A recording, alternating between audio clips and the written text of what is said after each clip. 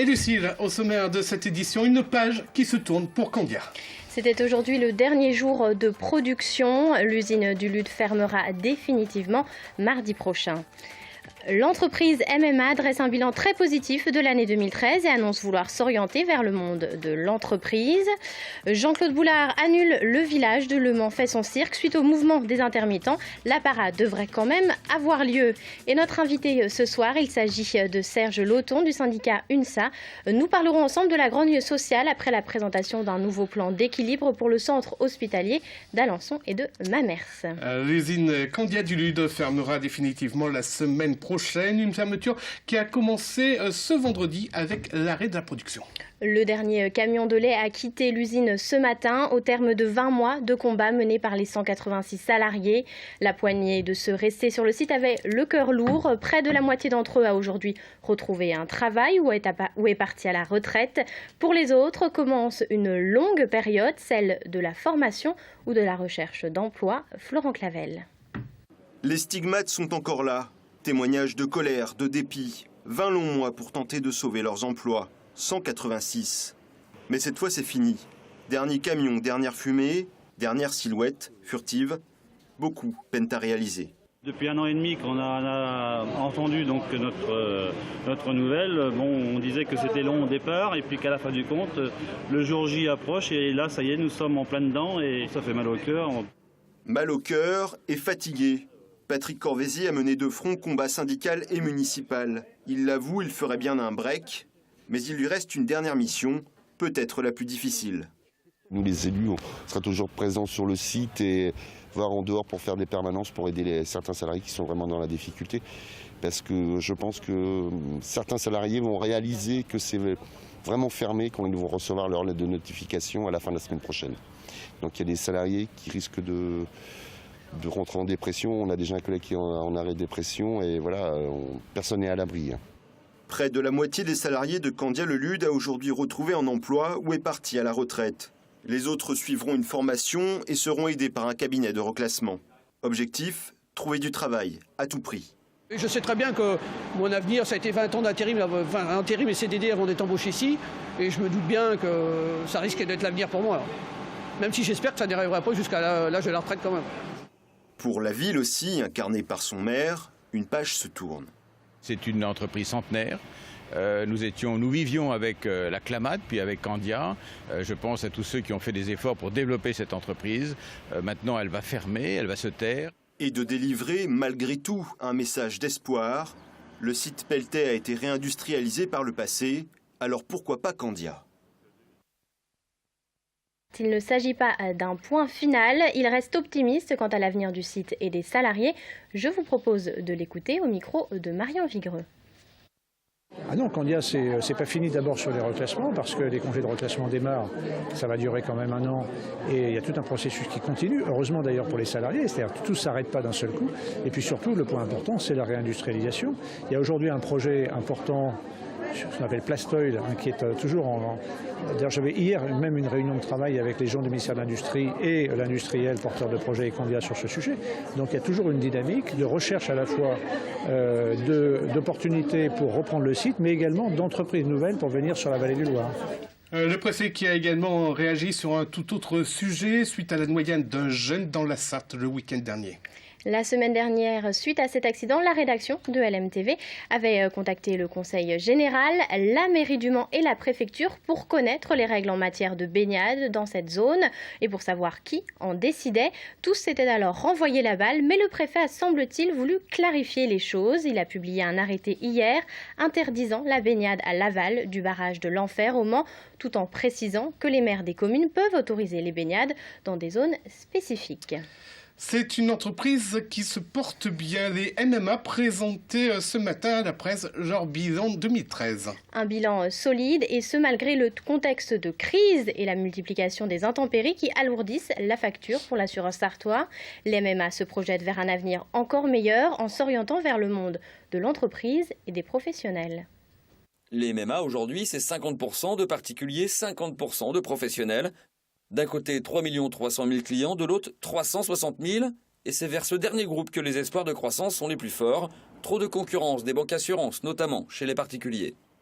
C'est vital pour MMA. C'était pas dans l'histoire de MMA son positionnement, puisqu'il avait un positionnement plutôt grand public. Là maintenant, nous fournissons notre effort pour être positionné comme l'un des acteurs majeurs en France sur ce marché des pros et d'entreprise. L'entreprise, l'avenir des MMA, d'autant que la législation va donner un coup de pouce aux assureurs. Les MMA vont s'engouffrer sur un nouveau marché, celui des mutuelles collectives, dès 2016. Et sa communication est d'ores et déjà tournée vers le monde de l'entreprise. La communication, justement, c'est l'objet du naming du stade du Mans, 1 million d'euros par an, alors que le club résident a disparu. Est-ce une mauvaise opération? Le MMA Arena, même dans certaines conditions, et vous l'avez vu dans les journaux de communication négative, est une notoriété augmentée pour nous MMA. Donc ça, c'est le paradoxe, évidemment, d'une communication. Mais la notoriété augmente du fait que l'on parle du MMA Arena. Donc pour l'instant, notre investissement est toujours très rentable avec le MMA Arena du fait de sa présence dans les médias. Les dirigeants le reconnaissent. Pour obtenir l'équivalent en notoriété, il aurait fallu dépenser le double en publicité. Et les élections sénatoriales se préparent dans notre département. Suite à un arrêté préfectoral, tous les conseils municipaux de la Sarthe se réunissaient aujourd'hui pour désigner les délégués titulaires ou suppléants. La ville du Mans comptant plus de 30 800 habitants, tous les conseillers municipaux sont de droit délégués. Le Mans fait son cirque, c'est un village, 20 compagnies, 100 créneaux de spectacle, une jolie fête qui cette année n'aura pas lieu. Victime collatérale du mouvement des intermittents, la mairie du Mans a décidé une semaine avant l'événement de l'annuler. Jean-Claude Boulard l'annonçait hier soir à la presse. Michael Texier. Le maire du Mans, Jean-Claude Boulard, ne veut pas prendre le risque de payer pour des spectacles qui pourraient être annulés en raison d'une grève.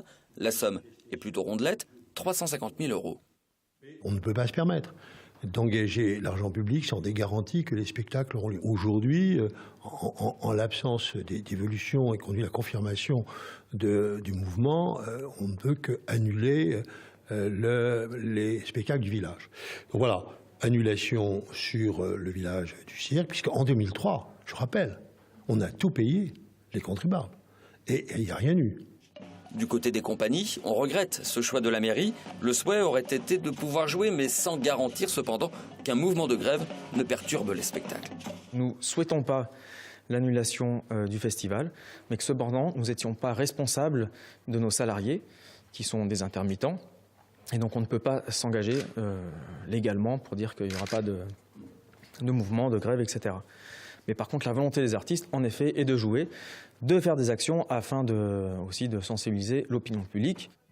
La parade, quant à elle, est pour le moment maintenue. Oui. Mais la ville étudie actuellement avec les compagnies la possibilité d'un report de la manifestation fin août ou début septembre. À vous Yannick. La grogne sociale, on l'entend également dans le Nord-Sarthe, du côté du centre hospitalier Alençon-Mamers, et on en parle avec l'invité d'info. Serge Lauton, bonsoir. Bonsoir. Alors, vous faites partie du syndicat UNSA et vous êtes un des représentants du personnel de ce centre hospitalier. On a assisté ces derniers temps à un mouvement de grève, une pétition qui circule en ce moment même. Suite au plan d'équilibre proposé par la direction, concrètement, que reprochez-vous à ce plan? Ce plan est le énième plan, presque le 10e plan en 12 ans que subit l'ensemble des personnels du CHIC Alençon-Mamers. Depuis la fusion qui a eu lieu en 2003, cet établissement n'a jamais eu de retour à l'équilibre. Et à chaque fois qu'on essaie de faire un retour à l'équilibre, il passe automatiquement par des soucis pour les agents. On leur a déjà supprimé en 2011 5 RTT, on les a demandé de réorganiser leur travail, on a tout fait ce qui était demandé. Et on a fini l'année avec un déficit énorme. Et cette année, on prévoit encore une fois un déficit de 5,5 millions d'euros qui cumulera au total pour un déficit de 30 millions d'euros. Et pour nous, c'est insupportable que ça passe par des restrictions et des suppressions de 35 emplois qui ne résoudront aucun problème.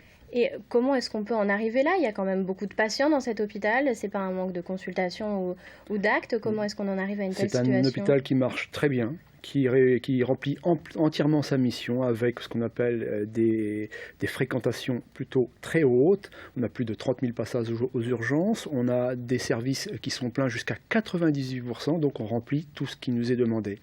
Mais le problème, c'est que les actes ne sont pas payés à la hauteur du coût, et on est aujourd'hui, l'hôpital, tous les hôpitaux, que ce soit Le Mans, que ce soit dans n'importe quel hôpital, marchent comme une entreprise avec des recettes et des dépenses. Et quand on n'a pas un problème de dépenses, on a juste un problème de recettes. Et aujourd'hui, ça ne peut pas passer par une réduction de l'emploi, ça ne sert à rien. Il faut payer les actes au juste prix. C'est ça la solution, augmenter le prix des actes médicaux? C'est une solution. La deuxième, il y en a des plus importantes, et aujourd'hui, tous les hôpitaux, et particulièrement le CHIC Alençon-Mamers, souffrent d'un manque d'investissement. Forcément, un hôpital endetté ne peut pas investir. Et quand on n'investit pas, on devient vétuste. Et quand on devient vétuste, on a des problèmes pour être efficient, efficace dans le soin et dans le coût. Est-ce que l'hôpital peut perdre des services prochainement, réduire ses capacités? Il y aura automatiquement quelque chose qui va se passer. C'est pas possible que l'hôpital ne peut pas cumuler 30 millions, 40 millions, 50 millions, c'est sans fin. Donc évidemment, ça passera par des probables restructurations. On appelle ça des restructurations, mais ça sera des diminutions de lits. On a déjà par exemple supprimé des tas de lits. À Mamers, il y a eu 2 services entiers de fermés. C'est des menaces qui sont toujours en parallèle. Voilà, c'est pas la solution. La solution, c'est d'y mettre le prix, de faire de l'investissement, de se moderniser, et puis d'avoir une autre image et d'avoir une patientèle qui reprend confiance et de l'efficacité dans le soin. On est efficace. On a par exemple créé un GCS, un groupement de coopération sanitaire autour d'une production de linge. Et on est aujourd'hui sur des tarifs inférieurs au coût du privé. Le public, quand il s'organise et qu'il a les moyens de s'organiser, est très performant. En quelques mots, d'autres actions sont prévues de votre côté? côté? Oui, le mardi prochain, 24 à 14 h, on appelle d'ailleurs tous les personnels et même les usagers à nous rejoindre au niveau de l'hôpital, et nous ferons une marche vers l'ARS pour emmener ce courrier qui est déjà reçu par Madame la Ministre de la Santé. Nous ferons un éclat, et puis il y a toujours cette pétition. Nous sommes déjà à plus de 3000 signatures, nous allons certainement passer les 5 à 6000 signatures. Pour nous, il faut aujourd'hui que les politiques et que les usagers nous rejoignent, parce que c'est une offre de soins qui peut être mise en difficulté. Très bien, merci beaucoup Serge Le Temps d'être venu sur notre plateau. Et on referme ce chapitre social avec les cheminots du Mans qui ont voté ce matin en Assemblée Générale l'arrêt de la grève. La SNCF prévoit donc 2 TGV sur 3 ce week-end et 9 TER sur 10. On termine cette édition avec une idée de sortie pour ce week-end. À l'occasion des journées des moulins et des rivières de la Sarthe, vous pourrez visiter dans le département de manière exceptionnelle des moulins privés sartois. Pour la première fois, le moulin de Neuville-sur-Sarthe se joint à la manifestation et proposera des démonstrations de canoë et un film sur l'ancienne vie du moulin, avec un but, mettre en avant le patrimoine local, comme nous l'explique son propriétaire, Jean-Paul Savadier. Cette journée, c'est de faire valoir le patrimoine que représentent les moulins, qui sont, on le rappelle, le 3e patrimoine de France, après les églises et les châteaux. Les moulins, donc dans la Sarthe, nous étions environ 2000 au siècle dernier, et ces moulins représentent une grande valeur à nos yeux, puisque nous tentons de les protéger. Voilà donc pour l'actualité sartoise en ce vendredi. Lucie, on se retrouve dans quelques instants pour l'actu vue des politiques. Et oui, on se retrouvera avec Dominique Dumont, président de l'association des maires ruraux de la Sarthe et qui est aussi candidat au sénatorial. Quel temps va-t-il faire pour ce premier week-end de l'été? Réponse dans quelques secondes en compagnie de Romuald Besson. À tout de suite.